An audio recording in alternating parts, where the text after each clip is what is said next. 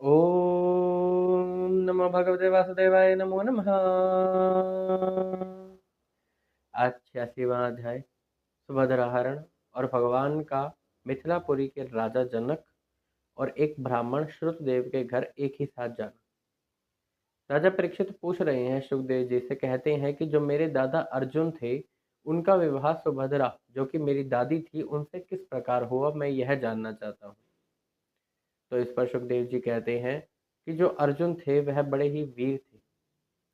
बलराम जी सुभद्रा का विवाह करवाना चाहते थे दुर्योधन के साथ, लेकिन जब अर्जुन को पता लगता है कि यह विवाह बलराम जी की सहमति से हो रहा है दुर्योधन के साथ, तो वह ऐसा नहीं चाहते। वह चाहते हैं कि सुभद्रा का विवाह उनसे हो। और श्री कृष्ण इत्यादि बलराम जी को छोड़कर जो भी थे वह सब भी यही सहमति रखते थे कि भाई दुर्योधन के साथ सुभद्रा का विवाह नहीं होना चाहिए। अर्जुन क्या करते हैं, त्रिदंडी वैष्णव का वेश बनाकर वहां आते हैं। वर्षा काल के 4 ऋतु वो वहां पर ही रुकते हैं। तो जब तक वह वहां रुकते हैं कोई भी उनको पहचान नहीं पाता। एक दिन बलराम जी उनको भोजन पर आमंत्रित करते हैं। वहां पर वह बड़े प्रेम से भोजन पाते हैं और जब वह देखते हैं कि विवाह योग्य जो सुभद्रा है वह बड़ी ही सुंदर है, और वह दृढ़ निश्चय कर लेते हैं वहीं पर कि मैं अब तो विवाह इन्हीं से ही करूंगा। और अर्जुन भी कोई कम सुंदर नहीं थे, वह भी बहुत ही घटीले हट्टे कट्टे, बहुत ही शक्तिशाली और बहुत ही सुंदर थे। स्त्रियां उनको देखकर लालयित होया करती थी कि मेरा विवाह इनसे हो, लेकिन अर्जुन सुभद्रा को पसंद करते हैं और सुभद्रा भी अब अर्जुन को ही पसंद करने लगी हैं। तो एक दिन सुभद्रा देव दर्शन के लिए द्वारका से बाहर निकलती हैं। जब वह बाहर निकलती हैं तो अर्जुन आते हैं और महारथी बनकर सुभद्रा का वहां से हरण कर लेते हैं। जो जो सैनिक उनके पीछे आते हैं उनको वह मार पीट कर वापस भगा देते हैं। जैसे ही बलराम जी को पता लगता है कि यह सब हो गया, अर्जुन ने हरण कर लिया है सुभद्रा का, तो वह बड़े ही क्रोधित होते हैं। जैसे पूर्णिमा के दिन समुद्र का हाल होता है, ऐसे ही अब उनका क्रोध छलक रहा होता है। अब वह क्रोध के मारे चाहते हैं कि वह अर्जुन पर ही हमला कर दे, लेकिन भगवान श्री कृष्ण उनको रोक देते हैं, उनको समझाते हैं कि तुम ऐसा मत करो। इस प्रकार अर्जुन और सुभद्रा का विवाह होता है। सुखदेव जी कहते हैं कि मिथिला जो कि विदेह देश की राजधानी है, तो वहाँ के राजा है शरत, वहाँ पर एक ब्राह्मण है और वहाँ के राजा है राजा जनक, जिनका नाम बहुलाशव भी है। और वहाँ एक ब्राह्मण भी रहा करते हैं, उनका नाम है श्रुतदेव। वो ब्राह्मण प्रारब्धवश जो मिल जाए उसी के अंदर ही रहा करते थे। कभी प्रयास नहीं करते थे कि मुझे ज़्यादा चाहिए या मुझे संग्रह करना है, इकट्ठा करना है, उसमें नहीं रहते थे।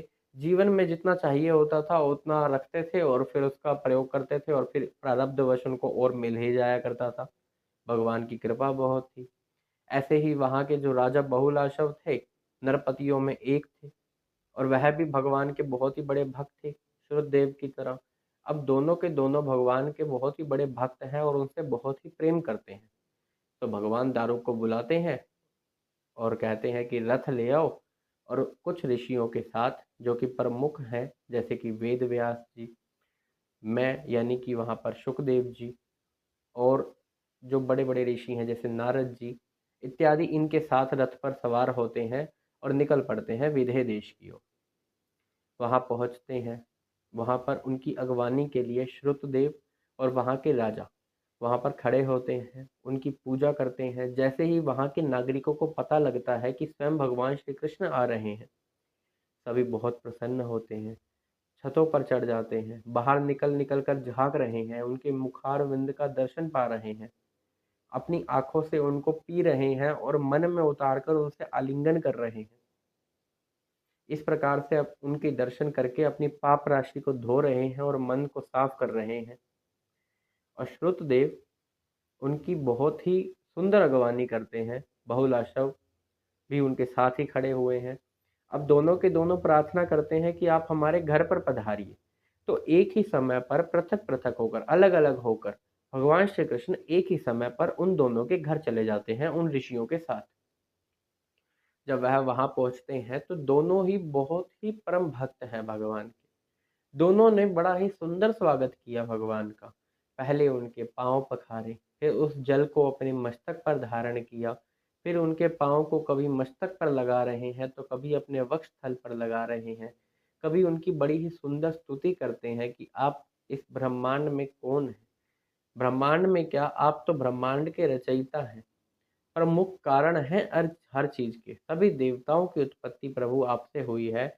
इस प्रकार की श्रुतदेव और बहुलाशव बड़ी ही सुंदर स्तुति करते हैं भगवान की, और भगवान भी इससे बहुत ही प्रसन्न होते हैं। फिर भगवान कहते हैं कि जब वह बहुलाशव और श्रुतदेव कहते हैं, जिद करने लगते हैं कि आप हमें कोई आज्ञा दीजिए, हमें सेवा का मौका दीजिए, हम आपकी सेवा करना चाहते हैं, तो इस पर भगवान श्री कृष्ण कहते हैं, वह कहते हैं, यह जो मेरे साथ ऋषि आए हैं ना, ये ऋषियों की पूजा तो स्वयं मैं किया करता हूँ। तो यह जो ऋषि हैं या जो भी ब्राह्मण होते हैं, और ब्राह्मण होने पर साथ ही वह मेरे भक्त होते हैं, तो उनका क्या ही कहना। और उन ब्राह्मणों की जो पूजा करता है वही पूजा लगा लो मेरी होती है। यानी मेरी पूजा करने से जो फल की प्राप्ति होती है, वही मेरे प्रिय ब्राह्मण भक्त की पूजा करने से उसी फल की प्राप्ति होती है। तीर्थों में जाने से, जल में स्नान करने से हो सकता है कि फल की प्राप्ति बहुत ही देर बाद हो, लेकिन इनकी जो पूजा करता है, इन संतों के जो दर्शन करता है, उनको तो उसी समय उनकी पाप राशि नष्ट होती है, उनका मन उसी समय शांत हो जाता है। अरे जो बड़े बड़े देवता होते हैं, उनके पास शक्तियां इन्हीं की वजह से हैं।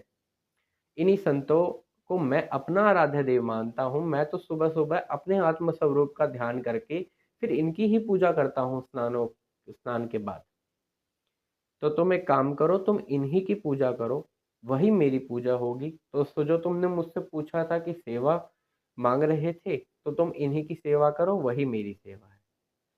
अब यह जो भगवान की गाथा है, यह जो भगवान की लीला है, जो हमने इससे पिछले अध्याय में जाना कि वासुदेव जी को ब्रह्म ज्ञान दिया, देवकी जी के पुत्र को लेकर आए, और इस अध्याय में हमने सुभद्रा हरण के बारे में, और मिथिला देश, विदेह देश जो है वहां पर बहुलाशा और श्रुतदेव पर किस प्रकार से भगवान ने कृपा करी, और किस प्रकार से उन ऋषियों का सम्मान वह अपनी वाणी से बढ़ा देते हैं, और किस प्रकार नगर में पहुंचकर वह सभी को अपना दर्शन देते हैं, जिससे कि सभी का मन साफ हो जाता है, सबकी पाप राशि नष्ट होती जाती है।